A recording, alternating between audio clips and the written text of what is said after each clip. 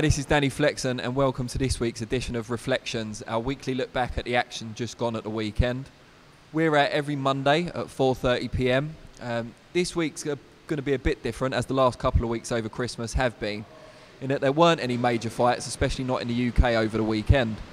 So instead we're going to be reflecting more generally about an issue in the boxing scene at the moment, and that is that Amir looks likely to challenge Terence Crawford for the WBO welterweight championship in March in the US, rather than take a long-awaited all-British showdown with Kell Brook.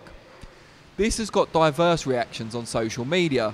There are some people who understand completely why Khan would choose to face Crawford, who's a pound-for-pound contender, undefeated, huge scalp if Khan could get the job done, and he doesn't lose too much status if he fails to beat Crawford, over fighting Brook, who's nowhere near the pound-for-pound level contender as Crawford, doesn't have a world championship presently, and has recently been flirting between the super welterweight and welterweight categories. However, while there are people who think that, there's a huge minority, I would say, but still a huge minority, a vocal minority on social media, who claim that Khan's dodging the Brook fight. He's ducking Brook by facing Crawford, and it's not the first time he's done it. While I can see why some people may come to that conclusion, especially with a certain amount of propaganda and publicity behind that notion from Brook's promoter and Brook's team and that gym, I completely understand why they push that narrative as well. You know, they want the fight and it's a big money fight for both men. I have a lot more sympathy with Khan's point of view. Yes, he had chances to fight Brook before, but you can't blame him for jumping up in weight to fight Canelo.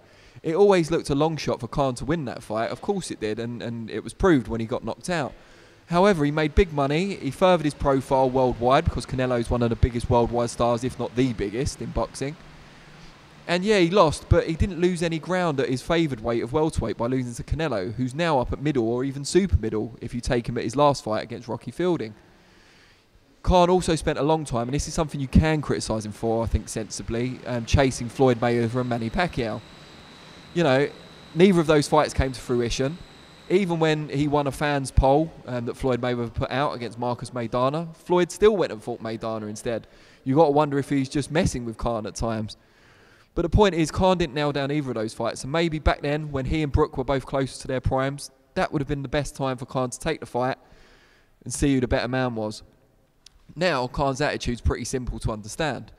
If he takes the Crawford fight and loses, the Kell Brook fight will still be there. Even if Crawford wiped him out in 20 seconds, which will not happen. I'll put my reputation on the line. We'll bin ReFLEXions if that happens.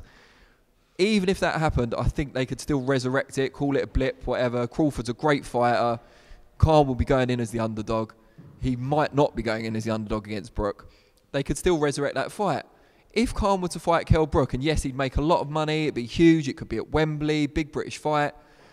If he loses to Brook, fights with the likes of Mayweather if he came back, Crawford, Errol Spence, the biggest pound-for-pound names in boxing would no longer be on the table.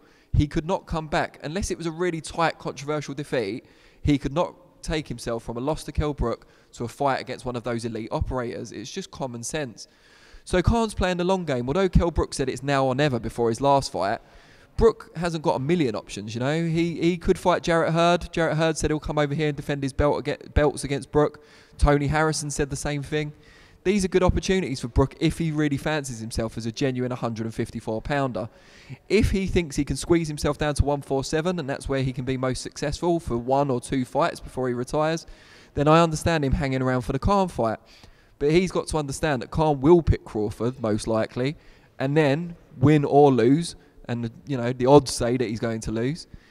He could then go into a Brook fight maybe in the summer or late summer or even in December, November, December. But it's hard to have any sympathy with people that say he's ducking Brook, at least this time around. You know, Khan's going to do what's best for his career, and it's hard to say he's ducking anyone because he's fought some of the best people of his era.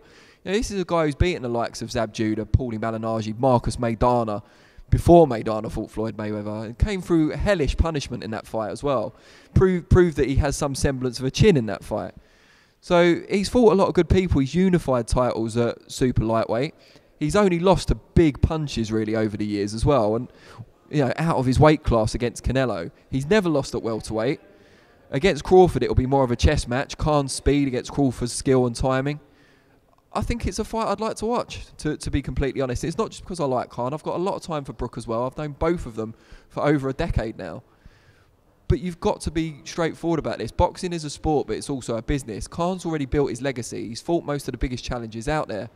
Now, he's got another huge challenge, and I can't understand completely people who criticise him for taking the biggest challenge out there, even if it's not for the most money. He's actually sacrificing money to take a bigger challenge in the hope that, you know, not only could he win, but also the Kell Brook fight will still be there after. Now, I'm sure some of you out there will disagree, so it'd be great to hear your comments below. Try and keep them clean. Try and keep them about Khan and Brook rather than about me or my fashion sense, as much as I love reading those.